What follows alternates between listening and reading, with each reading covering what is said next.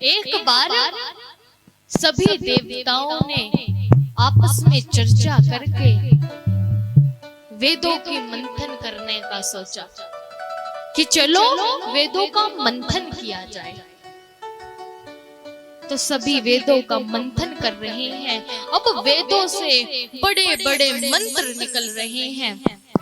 तो सभी देवी देवता साधु संत मंत्र ले रहे हैं, सोच रहे हैं जितना बड़ा मंत्र होगा उतना ही अधिक प्रभाव होगा।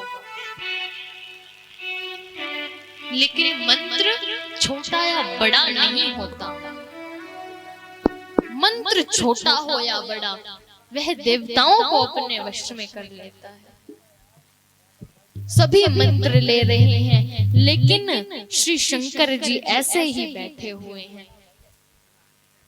किसी ने कह दिया कि अरे शंकर जी, आप ऐसे ही क्यों बैठे हुए हैं, आप भी मंत्र लीजिए ना। शंकर जी ने कहा, अरे पहले सबको ले लेने दो, बाद में जो मंत्र बचेगा उसे मैं ले लूंगा। शंकर जी तो बड़े संतोषी हैं। सभी ने मंत्र लिया। अब अंत में सबसे छोटा मंत्र बच गया, राम। सभी ने सोचा इतना छोटा सा मंत्र है, इसका क्या प्रभाव होगा।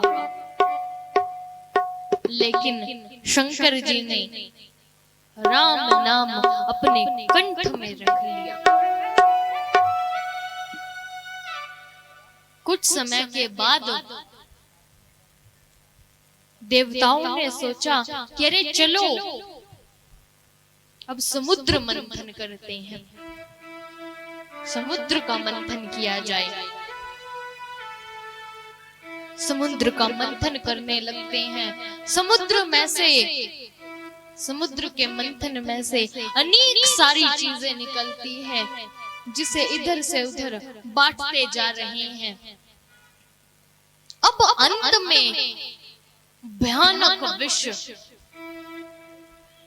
निकलने लगा।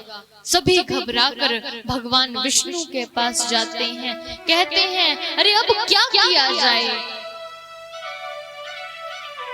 ये विष तो सारी सृष्टि को नष्ट कर रहा है, आप इसका कोई उपाय हमें बताइए। भगवान विष्णु ने सोचा और कहा कि तुम एक काम करो, एक घड़े में इसे भरकर ले जाओ और शंकर जी के पास जाकर कहना कि तुम इस विष का पान करो। भगवान ने कहा है, भगवान नारायण ने कहा है। पहले तो देवता घबराए। भगवान विष्णु ने कहा अरे जाओ। तब देवता शंकर जी के पास डरते डरते धीरे धीरे से आ रहे हैं। शंकर जी को सारी बात बताई। कहा आप इस विष का पान कीजिए। भगवान विष्णु ने दिया है। पहले तो शंकर जी ने सोचा कि अरे भगवान ने हमें विष दिया, ऐसा क्यों। लेकिन फिर शंकर जी ने विष का पान किया। अब देवता तो वहां से निकल गए कि अरे कहीं हमारे ऊपर आरोप ना लग जाए शंकर जी की मृत्यु का। सब वहां से निकल गए। शंकर जी ने विषपान किया और अब शंकर जी विश्राम कर रहे हैं। शाम का समय हुआ। भगवान विष्णु ने कहा कि अरे देवताओं, तुमने शंकर जी को विषपान तो कराया, तुम एक बार जाकर तो देखो उनकी अब क्या हालत है। देवताओं ने बहुत मना की। भगवान विष्णु ने भेजा। देवता आते हैं और देखते हैं कि शंकर जी तो विश्राम कर रहे हैं, लेटे हुए हैं।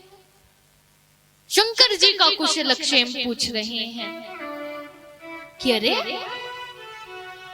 आप ठीक हैं। शंकर जी ने कहा तो मुझे क्या हुआ।